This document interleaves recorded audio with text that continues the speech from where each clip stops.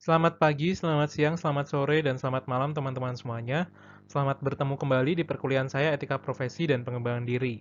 Jadi setelah sebelumnya kemarin saya sudah memaparkan materi terkait dengan tinjauan umum dan etika komputer, maka pada pertemuan kali ini saya akan melanjutkan pemaparan ke materi ketiga berjudul Pekerjaan, Profesi, dan Profesional. Dan juga pada video ini saya tidak akan memberikan kalian kisi-kisi apapun, apakah ada tugas atau soal tersembunyi, agar teman-teman bisa mencari tahu sendiri ya dalam video ini. Jadi nanti teman-teman selamat menonton dari awal sampai akhir untuk mengetahui apakah kira-kira di dalam video ini ada soal atau tugas atau kuis yang terselip seperti itu. Dan juga sebelum kalian menonton, jangan lupa juga yang belum subscribe bisa klik tombol merah bertuliskan subscribe. Dan juga bila kalian nanti memahami materi ini dengan baik, kalian bisa memberikan like pada video ini. Begitu. Oke, terima kasih teman-teman. Selamat menonton. Langsung kita ke next slide. Baiklah, jadi di awal slide ini, kita sudah disuguhkan dengan sebuah topik bahasan yaitu bekerja. Bekerja itu menurut kalian apa sih? Kalau di dalam menulis slide ini, bekerja itu pada hakikatnya ada erat kaitannya dengan manusia.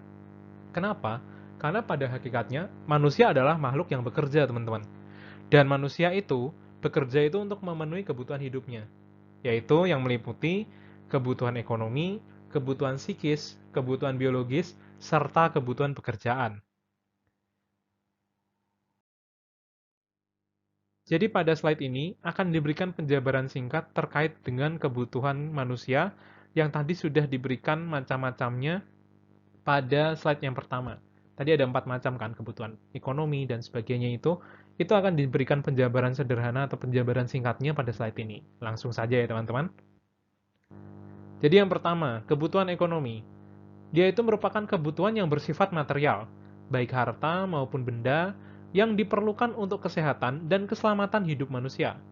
Kebutuhan ini misalnya sandang, pangan, dan papan. Atau kalau dalam bahasa sederhananya adalah rumah tinggal, pakaian, dan juga makanan. Lalu kebutuhan yang selanjutnya adalah kebutuhan psikis. Dia merupakan kebutuhan yang bersifat imaterial untuk kesehatan dan ketenangan manusia secara psikologi. Biasa juga disebut sebagai kebutuhan rohani, seperti misalnya agama, pendidikan, dan lain sebagainya. Kemudian yang selanjutnya, itu adalah kebutuhan biologis. Dia merupakan kebutuhan untuk kelangsungan hidup manusia dari generasi ke generasi.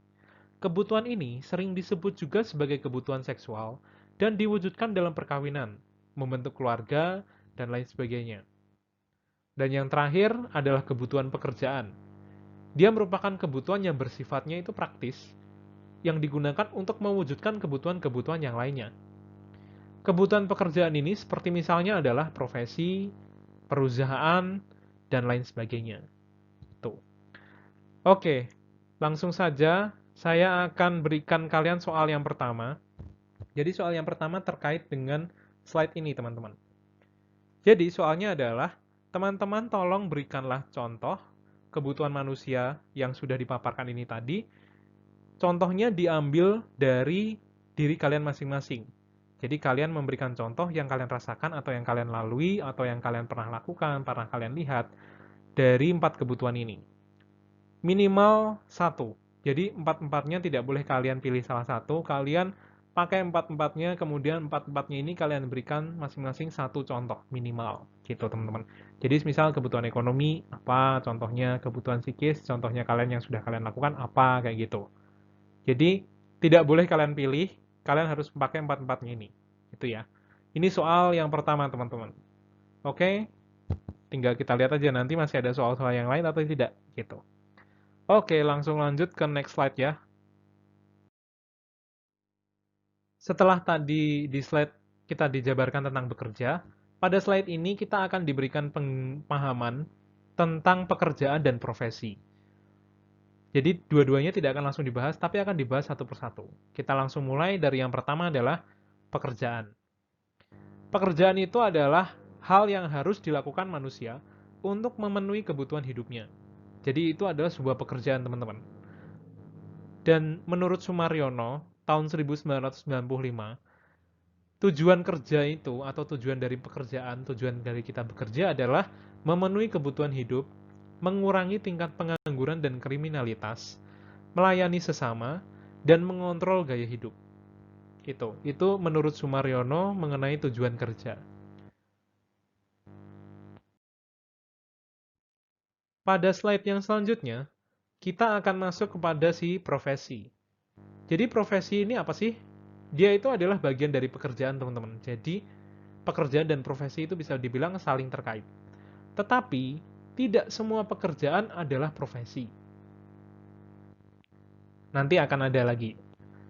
Dan menurut Gilley dan Eklund tahun 1989, mereka mendefinisikan bahwa profesi adalah sebagai bidang usaha manusia berdasarkan pengetahuan di mana keahlian dan pengalaman pelakunya diperlukan oleh masyarakat. Dan dalam profesi ini itu ada 3 aspek yang dapat mendefinisikan sebuah profesi. Yaitu yang pertama, profesi itu pasti memiliki ilmu pengetahuan tertentu. Yang kedua, profesi pasti mengaplikasikan kemampuan atau kecakapan khusus, teman-teman. Dan yang terakhir adalah profesi berkaitan dengan kepentingan umum. Jadi, definisi dari profesi yang dijabarkan Gilley dan Eklund tadi, dia itu meliputi 3 aspek. Jadi, ilmu pengetahuan, aplikasi, dan berkaitan dengan kepentingan umum. Seperti itu. Langsung lanjut ke next slide. Jadi next slide di sini ada sedikit catatan teman-teman terkait dengan profesi. Jadi itu profesi merupakan suatu pekerjaan yang mengandalkan keterampilan atau keahlian khusus yang tidak didapatkan pada pekerjaan-pekerjaan pada umumnya. Kemudian juga profesi itu merupakan suatu pekerjaan yang dilakukan sebagai sumber utama nafkah hidup dengan keterlibatan pribadi yang mendalam dalam menekuninya. Dan yang terakhir, profesi merupakan suatu pekerjaan yang menuntut pengemban profesi tersebut untuk terus memperbaharui keterampilannya sesuai dengan perkembangan teknologi. Baiklah, langsung saja saya akan berikan soal yang kedua. Jadi tadi kan sudah dijelaskan tentang pekerjaan dan profesi. Dan tadi juga sudah disebutkan bahwa pekerjaan itu adalah melakukan apa yang kita kerjakan, kemudian yang dari profesi, dia itu merupakan bagian dari pekerjaan. Tapi tidak semua profesi atau tidak semua pekerjaan merupakan profesi dan tidak semua profesi adalah pekerjaan seperti itu.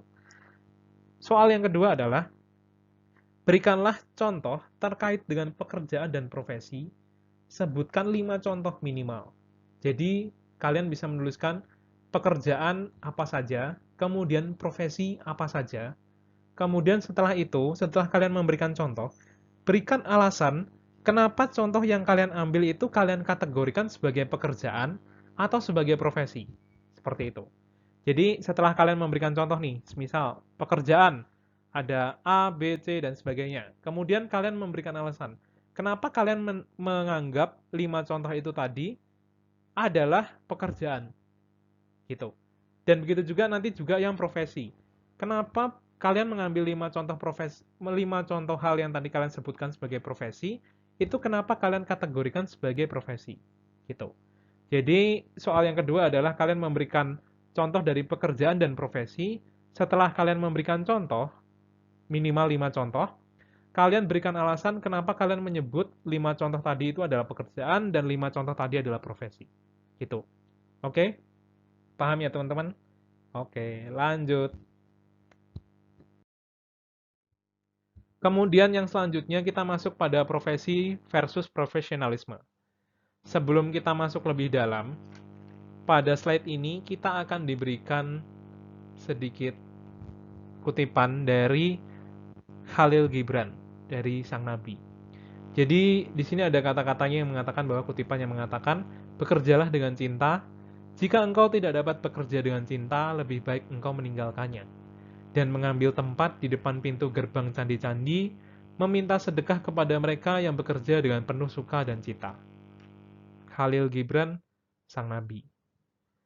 Kenapa Khalil Gibran bisa memberikan ini dan kenapa apa hubungannya sih? Kenapa kita harus membahas ini, Kak? Kayak gitu.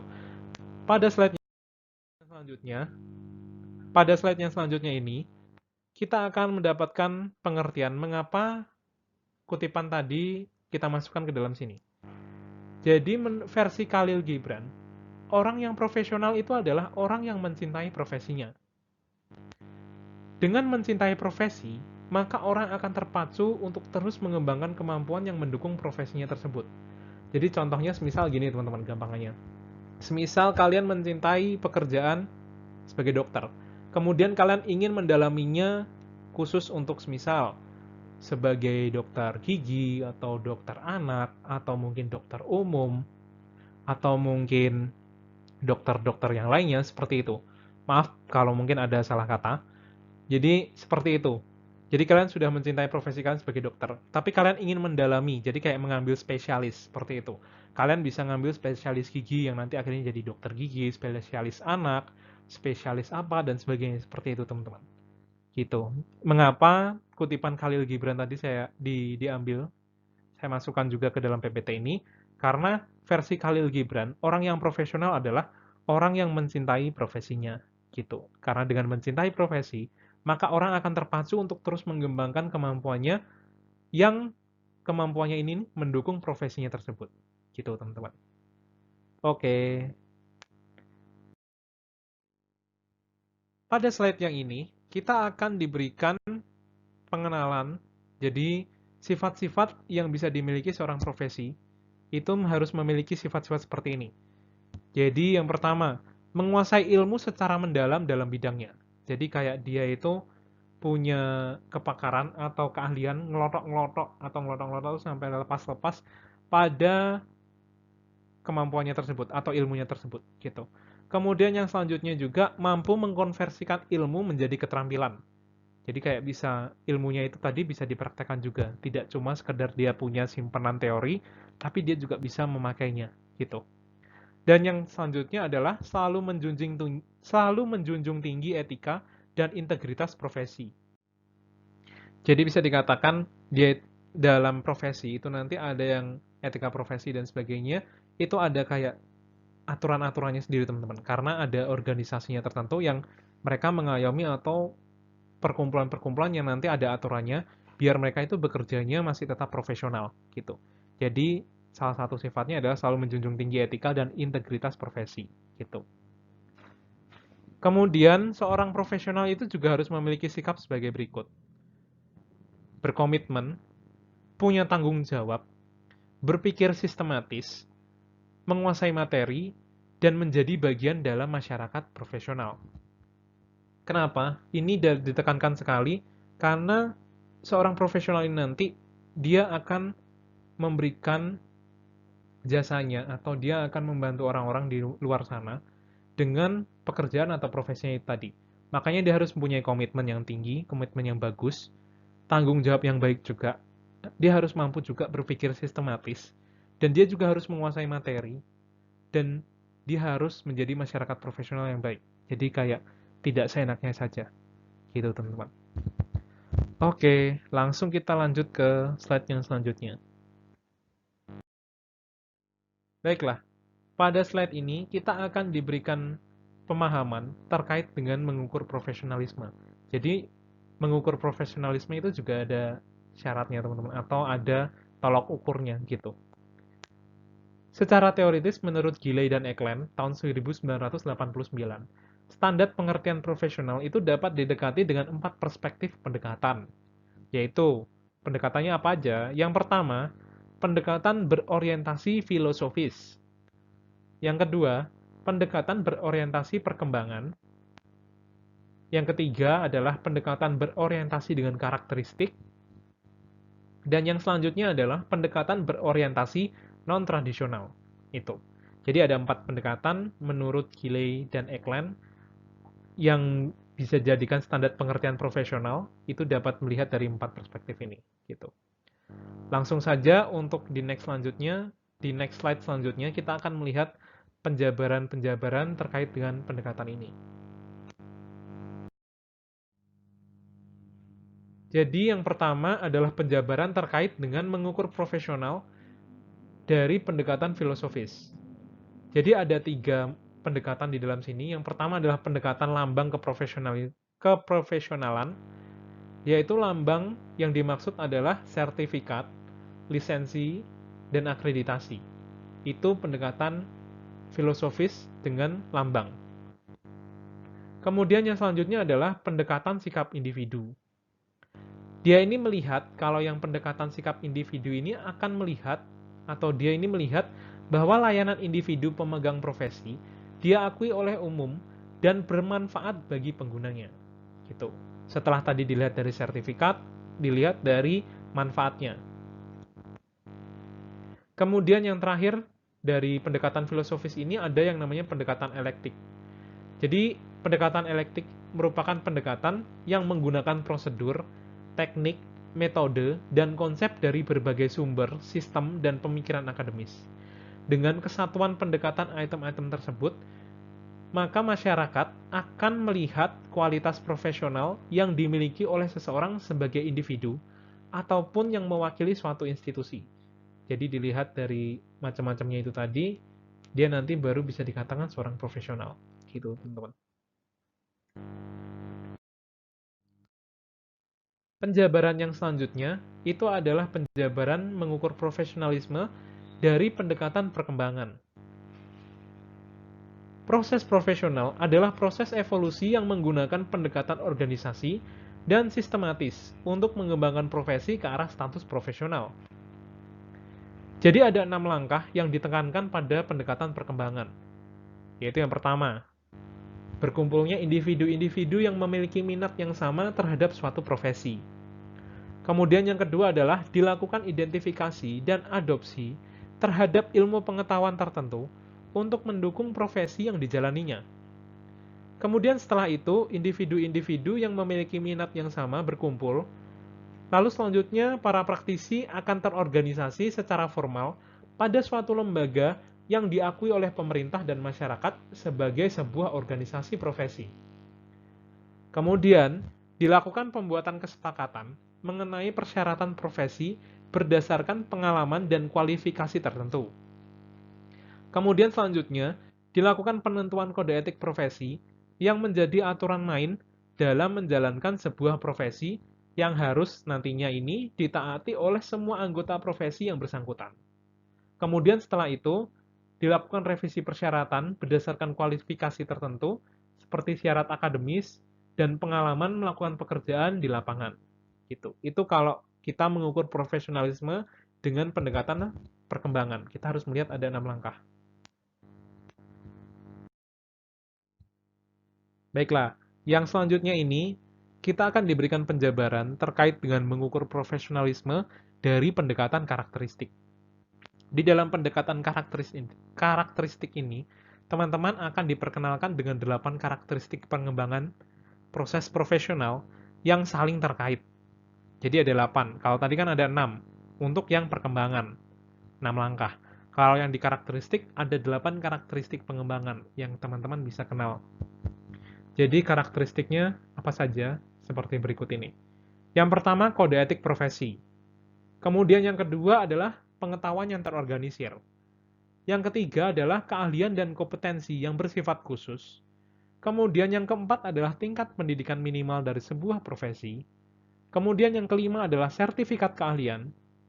Keenam adalah proses khusus sebelum memiliki profesi, seperti riwayat pekerjaan, pendidikan, atau ujian yang pernah dilakukan. Kemudian, yang ketujuh adalah adanya kesempatan untuk sharing dan menyebarluaskan ide ke antar anggota. Dan yang terakhir adalah adanya tindakan disiplin dan batasan tertentu jika terjadi pelanggaran atau malpraktek kode etik profesi. Jadi ini 8 karakteristiknya, yaitu kode etik, udah pasti. Tadi yang di langkah perkembangan tadi dijelaskan mengenai kode etik singkat, mungkin yang di bagian tahap-tahapnya itu mungkin kalian tidak baca teman-teman, tapi itu adalah salah satu pembuatan dari kode etik profesi gitu. Kemudian pengetahuan yang terorganisir, itu seperti yang di dalam tahapan langkah tadi juga, minimal kalian harus punya pengetahuan, itu semuanya nanti diatur semua gitu. Kemudian keahlian dan kompetensi yang bersifat khusus, sudah jelas seorang profesional atau punya profesi itu harus punya hal khusus atau keahlian khusus lah di bidangnya. Kemudian tingkat pendidikan minimal dari sebuah profesi itu juga ada standarnya, misal mungkin S2, S1, seperti itu. Lalu sertifikat keahlian itu seperti kalau yang di FTI itu kalian diberikan sertifikat pendukung seperti Oracle, kemudian Cisco, dan lain sebagainya. Kemudian proses khusus sebelum memiliki profesi itu seperti riwayat pekerjaan itu kalian misal magang di mana, kemudian kalian udah pernah mengerjakan proyek apa, kayak gitu. Atau mungkin sebelumnya kalian punya riwayat pendidikan di mana. Jadi bisa dikatakan kayak CV-nya. Ada CV itu kepakai banget karena dia akan berisi tentang riwayat hidup kita, itu kita udah ngapain aja, kita dari mana, dan sebagainya. Kemudian adanya kesempatan untuk sharing dan menyebarluaskan ide antar anggota. Jadi kalian itu tidak sekedar menyimpan pengetahuan kalian sendiri, tapi kalian mau untuk melakukan sharing kepada anggota-anggota lain dalam sebuah organisasi profesi. Kemudian juga adanya tindakan disiplin dan batasan tertentu. Ini kalau kalian melanggar, itu biasanya nanti akan ada kayak sanksi atau teguran tertentu gitu teman-teman. Jadi itu nanti agar kalian tidak melakukan pekerjaan atau profesi kalian itu dengan seenaknya saja. Oke, itu untuk yang mengukur pendekatan ya. Jadi pendekatan karakteristik ya. Jadi kita sudah ada 3 penjabaran dan langsung saja ke next slide untuk lihat penjabaran yang terakhir.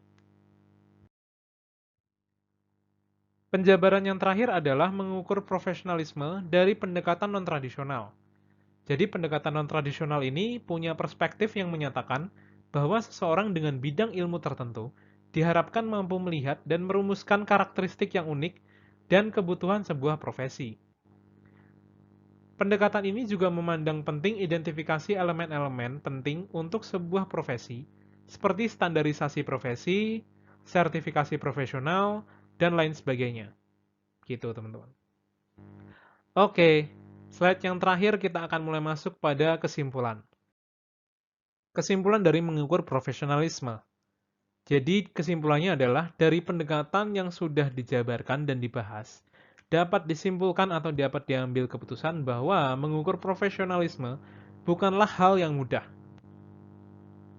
Karena profesionalisme tersebut diperoleh melalui suatu proses profesional, yaitu proses evolusi dalam mengembangkan profesi ke arah status profesional yang diharapkan. Gitu. Jadi, dari pendekatan tadi mungkin sudah dijabarkan, kalau dilihat itu mengukur profesionalisme memang tidak mudah teman-teman. Karena ada syarat-syaratnya, kemudian ada kayak langkah-langkah perkembangannya, kemudian juga ada karakteristik-karakteristiknya. Begitu teman-teman. Jadi untuk mengukur kesimpulannya itu mengukur profesionalisme itu bukanlah hal yang gampang, bukan hal yang mudah gitu. Oke.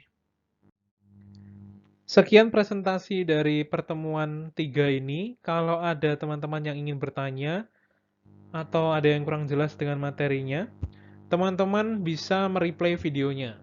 Tapi kalau kurang jelasnya itu secara pribadi dan ingin bertanya dengan saya secara pribadi juga, teman-teman bisa menghubungi saya melalui sosial media, melalui chat group, melalui email, bebas teman-teman. Kalian mau menggunakan yang mana? Karena kan kalian juga sudah tahu semua. Kemudian juga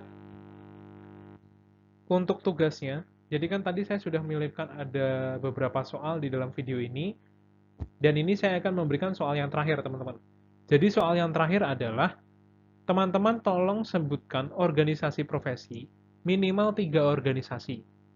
Kemudian deskripsikan secara singkat, jelas, dan sederhana terkait dengan organisasi profesi tersebut.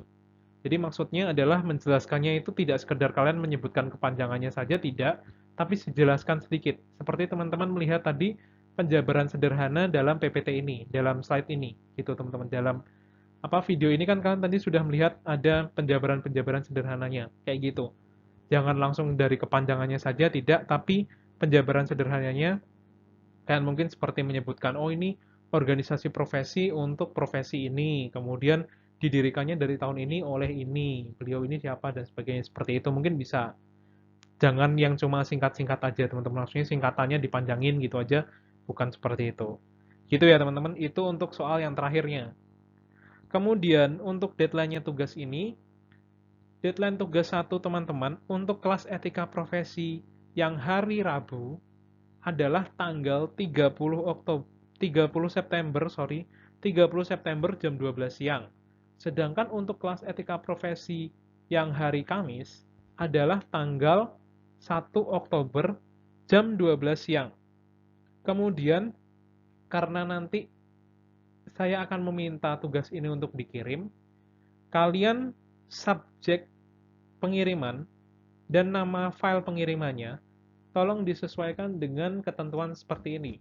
Jadi untuk ketentuan subjek pengiriman dan nama filenya adalah tgs1 underscore @prof dalam kurung kode kelasnya underscore nim.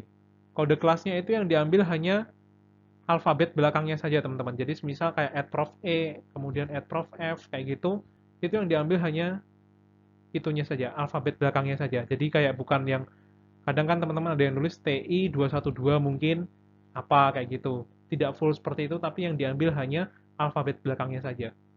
Kemudian save filenya ke dalam format .pdf dan juga penulisannya di dalamnya nanti kalian menggunakan format Times New Roman, Justify, dan font size-nya adalah 12. Itu untuk yang tugas satunya teman-teman ya. Ingat-ingat untuk ketentuannya tolong bisa disesuaikan, jangan sampai salah gitu.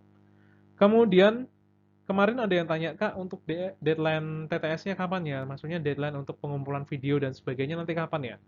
Oke, untuk deadline videonya atau deadline TTS-nya teman-teman, maksudnya pengerjaan kan saya minta dalam bentuk video.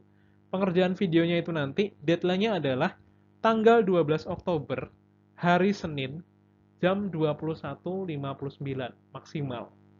Atau jam 10 malam tepat, teman-teman.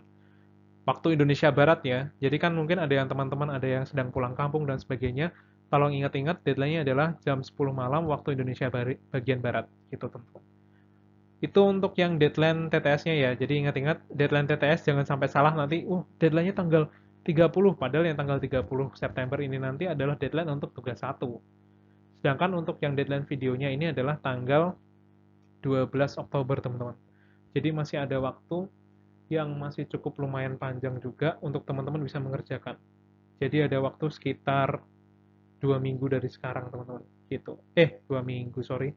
3 minggu, 4 minggu lah bisa dikatakan.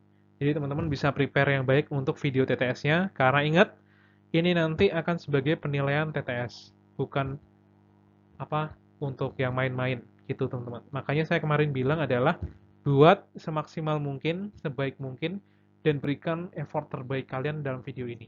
Gitu. Oke, gitu saja ya teman-teman. Terima kasih sudah mengikuti perkuliahan pada hari ini. Terima kasih juga sudah menonton videonya sampai akhir. Seperti tadi yang saya bilangkan, kalau kalian memahami materi ini, kalian bisa mengklik tombol like sebagai tanda kalian memang benar-benar memahami materi ini. Tapi semisal kalian belum, ya udah, nggak usah diklik tombol like-nya gitu.